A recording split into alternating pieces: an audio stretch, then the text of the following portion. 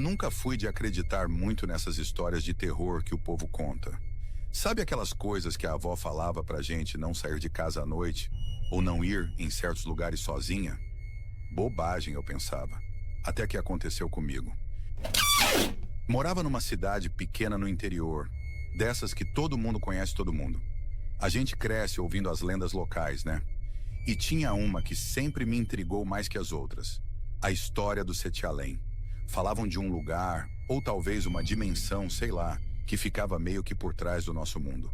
Um lugar perigoso, sombrio. Diziam que quem entrava lá nunca mais era o mesmo, se é que voltava.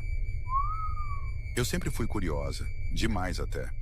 E quanto mais falavam para não ir, mais eu ficava com vontade de descobrir o que era esse tal de Sete Além. A lenda dizia que tinha um jeito de chegar lá através de um espelho antigo, num casarão abandonado no final da rua da minha avó. A casa era velha, caindo aos pedaços, com fama de mal assombrada. Ninguém ousava chegar perto nem de dia.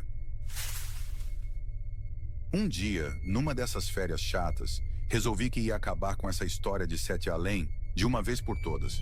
Combinei com mais 2 amigos, o Lucas e a Camila, que também eram curiosos que nem eu. A gente se encontrou escondido, no fim da tarde, e fomos em direção ao casarão. O sol já estava se pondo, o céu ficando daquela cor roxa esquisita, e o vento começou a soprar mais forte. Já ali, na entrada da rua, a gente sentiu um ar diferente, sabe? Um frio que não era só do tempo. A casa era pior do que eu imaginava. Portas e janelas apodrecidas, o jardim coberto de mato alto, teias de aranha por todo lado. Entramos com cuidado, meio que sem fazer barulho, como se a gente estivesse invadindo o lugar errado. Por dentro, o cheiro era de mofo, poeira e uma coisa velha, sei lá, de coisa morta. A luz do sol mal entrava pelas janelas sujas e o lugar era um breu.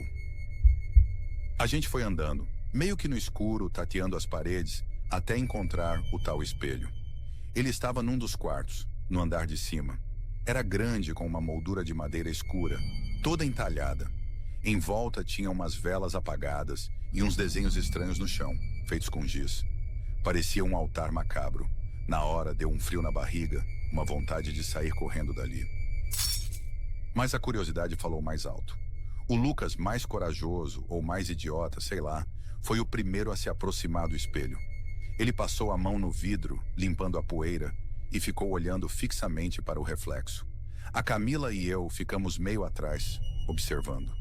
De repente, o Lucas parou de se mexer. Ficou parado, como se estivesse congelado. A gente chamou ele, mas ele não respondia.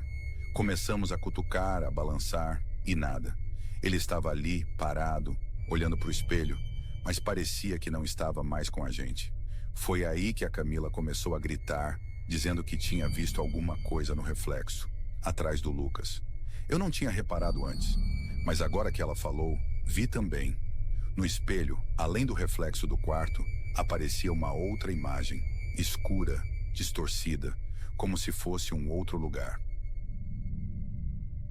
E nesse lugar tinha uma figura, uma sombra meio humana, meio bicho, com olhos vermelhos que brilhavam na escuridão. A figura começou a se mover, a sair do espelho, vindo em direção ao Lucas. A gente gritou, puxou ele para trás, tentou afastar do espelho, mas era como se ele estivesse preso, grudado no vidro. A sombra se aproximava cada vez mais, e a gente sentia um frio horrível, um medo paralisante. De repente, o Lucas se soltou. Caiu para trás, assustado, com os olhos arregalados. O espelho tremeu e a imagem escura sumiu, como se tivesse sido sugada de volta. Ficamos ali, sem respirar, olhando para o espelho, esperando que a sombra voltasse a aparecer. Mas nada aconteceu. Só o nosso reflexo ali, pálido e apavorado. A gente saiu correndo daquele casarão, sem olhar para trás, como se o inferno estivesse nos perseguindo. Voltamos para casa sem falar uma palavra, cada um para o seu canto, em choque com o que tinha acontecido. Eu não consegui dormir naquela noite. Ficava pensando na sombra, nos olhos vermelhos, no medo do Lucas. No dia seguinte, encontrei o Lucas e a Camila. Eles também estavam assustados, sem entender nada. A gente jurou nunca mais voltar naquele casarão, nunca mais falar sobre Sete Além. Mas a verdade é que mesmo depois de tanto tempo, eu não consigo esquecer.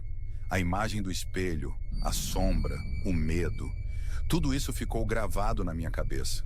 E o pior de tudo é que o Lucas mudou depois daquilo, mudou muito. Ele ficou estranho, calado, distante. Começou a ter pesadelos, a acordar gritando no meio da noite. Dizia que via a sombra, mesmo de olhos abertos, que sentia o frio, mesmo no calor. A gente tentou ajudar, mas ele se afastou de todo mundo. Parou de ir para a escola, de falar com os amigos, se trancou dentro de casa. A mãe dele levou em médicos, psicólogos, mas ninguém conseguia entender o que estava acontecendo. Um dia, a gente soube que o Lucas tinha sumido. Saiu de casa e não voltou mais. A polícia procurou, os vizinhos ajudaram, mas ninguém encontrou nenhum sinal dele. Sumiu como se tivesse sido engolido pela terra. Ou pelo espelho. Eu nunca mais vi o Lucas. E às vezes, quando eu me olho no espelho, principalmente à noite, eu tenho a impressão de ver alguma coisa atrás do meu reflexo. Uma sombra, um vulto, um par de olhos vermelhos me observando. Eu sei que pode parecer loucura, que pode ser só a minha imaginação, mas desde aquele dia no casarão, eu sinto que o Sete Além me acompanha, que ele está por perto, me observando, esperando o momento certo para me puxar para dentro dele. E a pior parte é que às vezes eu sinto até uma certa curiosidade de voltar lá, de olhar de novo para aquele espelho, de ver o que tem do outro lado. Mas aí eu me lembro do Lucas, e o medo fala mais alto. Então eu me afasto do espelho, apago a luz e corro para me esconder no escuro. Porque se existe mesmo um Sete Além, eu não quero nunca, jamais descobrir o que ele guarda lá dentro. E se você por acaso encontrar um espelho antigo em uma casa abandonada, por favor, não olhe.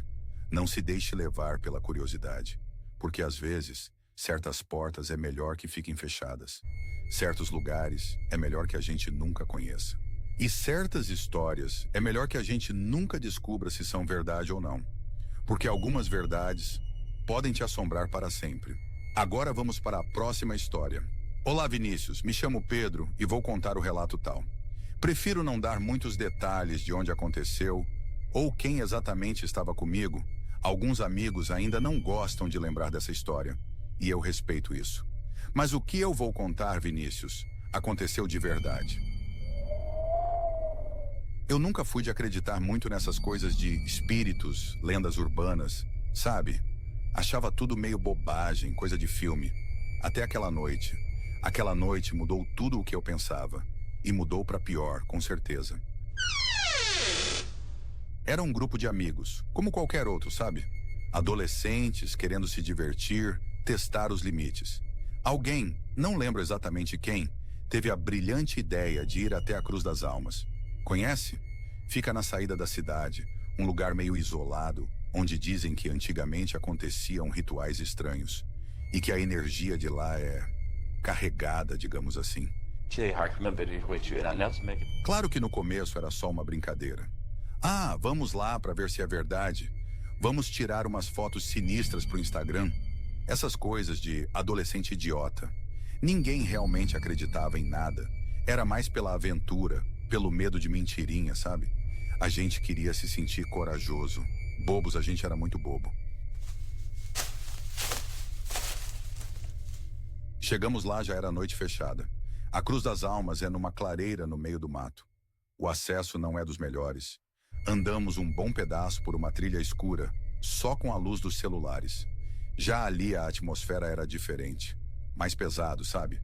Um silêncio estranho, mesmo com o barulho dos grilos e das árvores. Um silêncio que dava nos nervos. Quando a gente chegou na clareira, deu para ver a tal Cruz das Almas. Não era nada demais. Uma cruz de madeira velha, meio torta, cercada por umas pedras e mato crescido. Mas mesmo assim, parada ali no meio do nada, sob a luz da lua, tinha um ar meio assustador, sei lá. Um negócio meio sombrio. Começamos a zoar tirar sarro, tirar as fotos que a gente tinha planejado. Rindo alto, fazendo piada de fantasma, essas coisas. Para mostrar que a gente não estava com medo, acho que era isso. Mas no fundo já dava para sentir um certo desconforto. Um frio na barriga que não era só pelo vento da noite. Foi aí que as coisas começaram a mudar. Do nada, o vento aumentou. Mas não um vento normal, um vento forte, gelado, que parecia vir de todos os lados ao mesmo tempo. As árvores começaram a balançar com força, fazendo um barulho estranho, meio de ranger, meio de gemido. E começamos a ouvir sussurros, baixinhos, quase inaudíveis, mas que vinham de todos os lados também. Não dava para entender o que diziam, mas era como se estivessem falando diretamente com a gente, no nosso ouvido, na nossa mente. Eram vozes, mas voam. Esse foi o vídeo. Espero que tenha gostado. Não esqueça de se inscrever e deixar o like. Até a próxima.